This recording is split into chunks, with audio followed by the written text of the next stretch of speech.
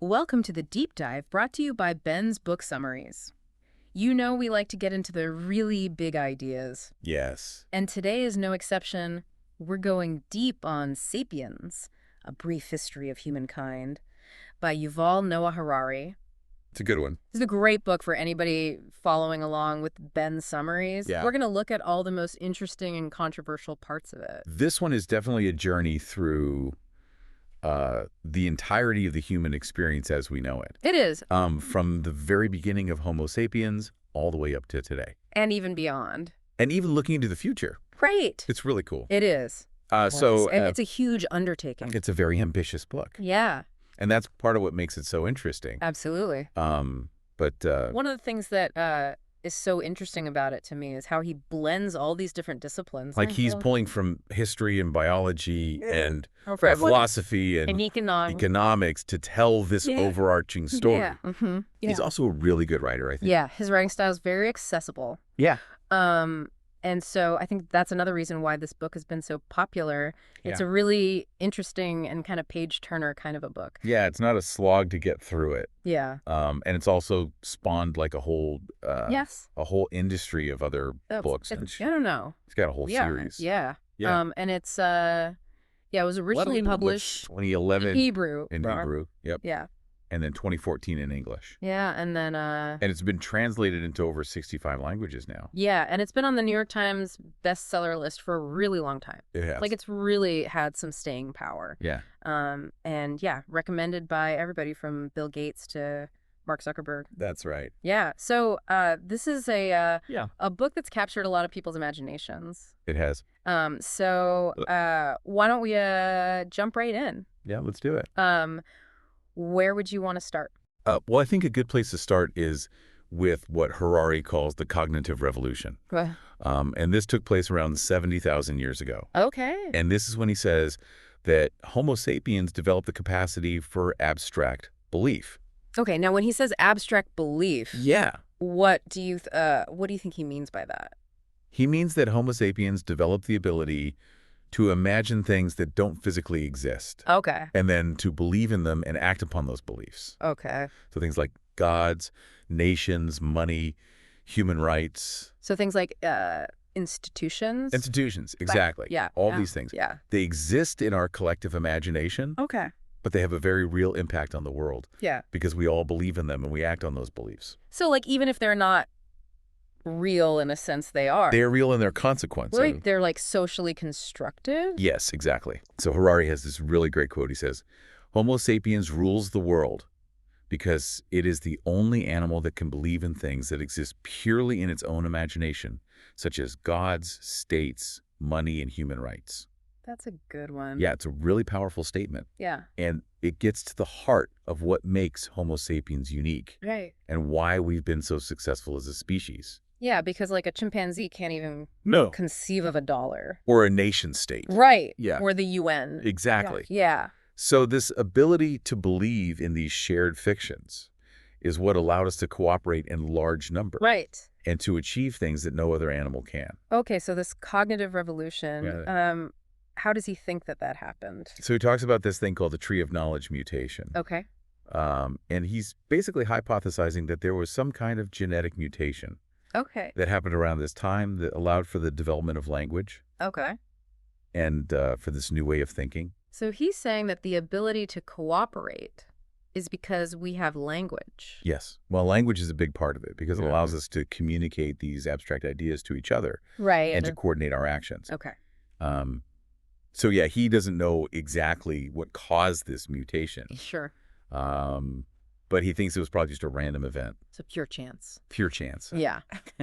But it had a huge impact on the course of human history. So huge. Yeah. So it's interesting to think that like something so random could be the thing that like makes us what we are. I know. It's kind of mind-blowing to think that like, the entire course of human history could have been different. Right. If this one little mutation hadn't happened. Yeah, that's wild. Yeah. Okay, so we've got the cognitive revolution under our belt. Okay. What's next? So the next big turning point in Harari's narrative is the agricultural revolution. Okay. And this began around 10,000 BCE. And this is when humans started to transition from a hunter-gatherer lifestyle to a settled agricultural lifestyle. Oh, okay. So this is when we start forming towns and... Towns and cities, Yeah. yep. Yeah. And starting to cultivate crops and domesticate animals. Okay. And this is often seen as a major turning point in human history. Sure. Yeah. It sees the beginning of civilization as we know it. Right. But Harari actually has a really interesting and controversial take on the agricultural revolution. Yeah. He calls it history's biggest fraud. Oh, wow. Yeah, he argues that it actually might have made life worse for many individuals. Really? Yeah. Okay. So how does he come to that conclusion? So he looks at the archaeological evidence, Okay. and he finds that early agriculturalists often worked longer hours than hunter-gatherers. Oh, really? Yeah, they had a less diverse diet. Okay. They were more vulnerable to disease. Okay. And they were also more likely to experience famine. So you're saying that he thinks that hunter-gatherers had a better... He thinks that they had a better quality of life in many ways. Really? Yeah. That's interesting. Yeah. He has this great quote. He says, "Why would any sane person lower his or her standard of living just to multiply the number of copies of the Homo sapiens genome? Nobody agreed to this deal." The agricultural revolution was a trap? No, because it's not like we had a choice. Right. Like, it's not like... It wasn't like a conscious decision. Right, yeah. We didn't all sit down and say, okay, let's We have an agricultural revolution. Right, it just kind of happened. Yeah. And he argues that we were kind of domesticated by certain plants. Okay. Like wheat. Oh, so like the wheat Yeah. kind of tricked us? In a way, yeah. Yeah. Because wheat thrives under human cultivation. Right. So as we started to cultivate wheat, it spread. Right. And we became more and more dependent on it. And Right. that led to us settling down and Right. developing agriculture. Okay, that's a cool idea. Yeah. Okay, so he's also making a point about the animals here too, right? Yeah. Yes, he's very critical of the way that we treat domesticated animals. Right. He argues that we've essentially enslaved them Okay. and that we subject them to all kinds of cruelty. Yeah. And he has another great quote about this. He says, "Domesticated chickens and cattle may well be an evolutionary success story, but they are also among the most miserable creatures that ever lived." Wow. That's a hard-hitting statement. It is, yeah. Okay, so we've gone from the cognitive revolution to the agricultural revolution. Right. What's the next big stage? So the next major arc in the story of humankind is what Harari calls the unification of humankind. Okay. And this is a process that's been going on for centuries. Okay. But it really started to pick up steam around 34 CE. Okay. And he argues that there are three main forces that have been driving this unification: Okay, what are those? empires, money, and universal religions. Okay, let's start with empires. Okay, so Harari actually has a somewhat positive view of empires. He argues that they've been very effective at bringing different peoples and cultures together. Oh, okay.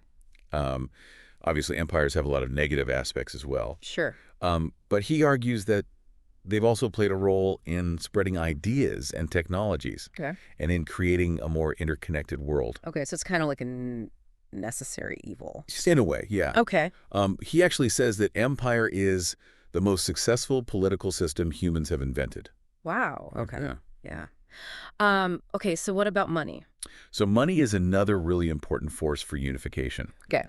Because it allows people to trade with each other, even if they don't share the same language or culture. Okay. It's a universal language. Yeah. And it's also a system of mutual trust. Okay.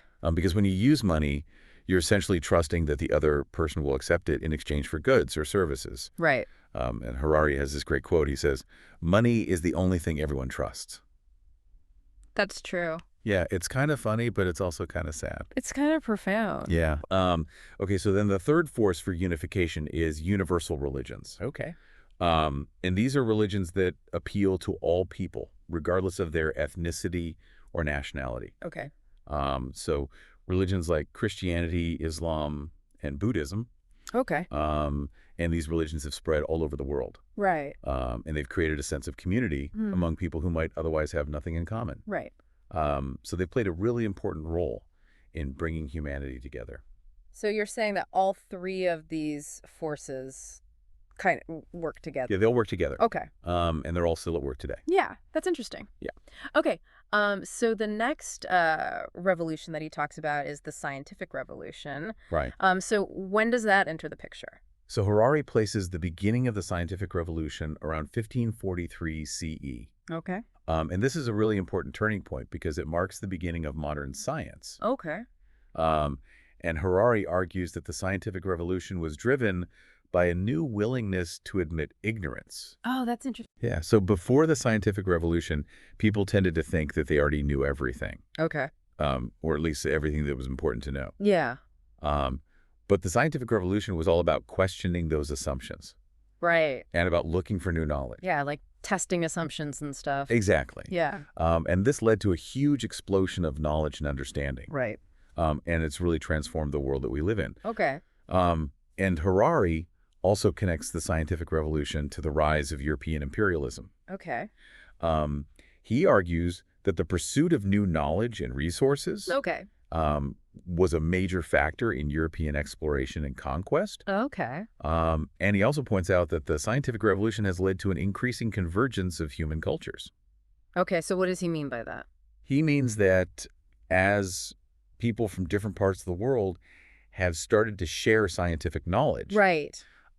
they've also started to share their cultures. Okay, so he's saying that science has kind of been a force for globalization. Exactly. Yeah. Now, one of the more interesting points that he makes in the book is about happiness. Right. And he kind of makes a point of the fact that we don't really know anything about happiness. Yeah, he argues that there's a real lack of historical research into the history of happiness. Okay. And he suggests that we shouldn't just assume that people today are happier than people in the past, Okay. just because we have more material wealth and technology. So like a hunter-gatherer Yeah. might have been happier than, Yeah. a Wall Street banker. Exactly. Okay. Yeah. Interesting. Yeah. Okay, and then he also talks about the future. Right. And he makes some pretty bold predictions. He does. Yeah. What are some of the things that he sees happening in the future? So he thinks that Homo sapiens, as we know it, might disappear. Really? Yeah. Okay. He thinks that we're going to be replaced by new kinds of beings, Okay. beings that are created through genetic engineering or artificial intelligence. So like cyborgs and stuff? Yeah, basically. Okay. And he thinks that these new beings will be so different from us Okay. that they'll essentially be a new species. Wow. Yeah. So he's not very optimistic about the future of Homo sapiens? Not necessarily, no. Okay. But he's also not pessimistic. Okay. He just thinks that it's going to be a very different future. So it's not necessarily a bad thing? Not necessarily, no. Okay. It's just going to be a very different thing. Okay. And he actually thinks that it's possible that these new beings will be godlike Okay. in their abilities. So he thinks that humans might create gods. Yeah, in a way. Wow. Yeah, he has this really great quote. He says, "History began when humans invented gods and will end when humans become gods." Wow, that's a really powerful quote. Yeah, it's definitely thought-provoking. Yeah. And it kind of sums up his whole view of history. Yeah. Okay, so this book has been incredibly popular, It has. but it's also been pretty controversial. It has, yeah. What are some of the criticisms that people have leveled at it? So some people have criticized Harari for oversimplifying history Okay. and for making some pretty bold claims without enough evidence. Okay. And there's definitely some truth to that. Yeah. He does sometimes generalize, Yeah. and he does sometimes make claims that are hard to prove. Right. But I think that's part of what makes his book so interesting. Sure. Yeah. He's not afraid to take risks Yeah. and to put forward new ideas. Yeah, it's definitely a thought-provoking book. Yeah. Even if you don't agree with everything he says. Absolutely. Yeah. Okay, so some specific criticisms. Yeah. The anthropologist Christopher Robert Hallpike, Okay. he wrote a pretty scathing review of the book. Okay. And he basically said that it was full of errors and that it didn't make any serious contribution to knowledge. Wow. Yeah, he was not a fan. Okay. And then the science journalist Charles C. Mann, Okay. he also wrote a critical review. Okay. And he said that the book had a whiff of dorm room bull sessions. What does that even mean? I think he just meant that it was kind of like a bunch of speculation. No way. And that it wasn't very rigorous. Okay. And then the philosopher Galen Strawson. Okay. He also criticized the book. Okay. And he said that it was full of carelessness, exaggeration, and sensationalism. Wow. Well, So he's getting it from all sides. He is, yeah. Okay. But, I think that's kind of a sign of a good book. Sure. If it's making people think and talk, Yeah. um, then it's doing something right. Yeah, for sure. Um, okay, so another criticism that's been leveled at the book is that it's kind of depressing, Oh, okay. because it paints a pretty bleak picture of human nature, Okay. and of the future. Yeah. And I can definitely see that. Yeah. But I also think that there's a lot of hope in the book, Okay. um, because Harari also argues that we have the power to change the course of history, Right. and that we're not just slaves to our genes or to our past. Yeah. So I think it's ultimately a hopeful book, Okay. even if it's also a bit of a warning. Yeah. That's a good point. Yeah. Okay, so why do you think this book has been so popular? I think there are a few reasons. Okay. Um, First of all, it's just a really well-written book. Yeah. It's engaging and it's thought-provoking. Yeah. And it's also very accessible. Yeah. Even if you don't have a background in history or science, Right. you can still enjoy this book. Yeah. And I think another reason why it's been so popular is because it's just so relevant to our lives today. Oh. It helps us to understand the world that we live in, and the challenges that we face. Yeah. And I think it also gives us a sense of perspective. Okay. It helps us to see the big picture, Yeah. and to understand our place in the grand scheme of things. Yeah, that's a good point. Mhm. Okay, so what are some of the key takeaways that you think listeners should remember from this book? Okay, so I think one of the most important takeaways is that human history is not just a story of progress. Okay. It's also a story of violence and oppression. Right. And it's a story of our own self-destruction. Yeah. And I think that's a really important message, Yeah. because it helps us to understand the world that we live in, Yeah. and to see the dangers that we face. Yeah. Um, and another important takeaway is that we have the power to change the course of history. Right. We're not just slaves to our genes or to our past. Yeah. We can make choices, Right. and those choices will determine the future. Yeah, that's a really important point. Yeah. Okay, so uh, what are some of the things that you think are most quotable from this book? Okay, so I think one of the most quotable things from this book is the idea that Homo sapiens rules the world because it can believe in things that don't exist. Right. That's just a really powerful idea. Yeah. And it's something that I think a lot of people can relate to, Yeah. because we all believe in things that don't exist, Right. whether it's God or money or the nation state. Yeah. These are all things that exist in our collective imagination, but they have a very real impact on our lives. Yeah. Okay, so another really quotable thing from this book is the idea that the agricultural revolution was history's biggest fraud. Right. That's a really provocative statement. Yeah. And it's one that I think a lot of people have found really interesting, Yeah. because it challenges our assumptions about progress. Yeah. And it makes us think about the costs of civilization. Yeah. That's a good one. Yeah. Okay, so another one that I really like is his quote about domesticated animals. Oh, yeah. Domesticated chickens and cattle may well be an evolutionary success story, but they are also among the most miserable creatures that ever lived. Yeah. It's powerful. Yeah. Okay, so one last question for you. Okay. What do you think is the most important thing that people should take away from this book? I think the most important thing is to just be aware of the power of stories, Okay. because stories shape our world. Okay. They shape our beliefs. Right. They shape our values, and they shape our actions. Yeah. So it's really important to be critical of the stories that we tell ourselves, Right. and to be aware of the stories that are being told to us, Yeah. because those stories have the power to control us. Yeah, that's a really good point. Yeah. Okay, well, that was a really interesting deep dive into Sapiens. It was fun. Yeah, it was. It was great talking to you about this. Likewise. I hope our listeners enjoyed it, and I hope they'll check out the book if they haven't already. Definitely. And that's it for this deep dive. Thanks for listening. And this deep dive was brought to you by Ben's Book Summaries. See you next time.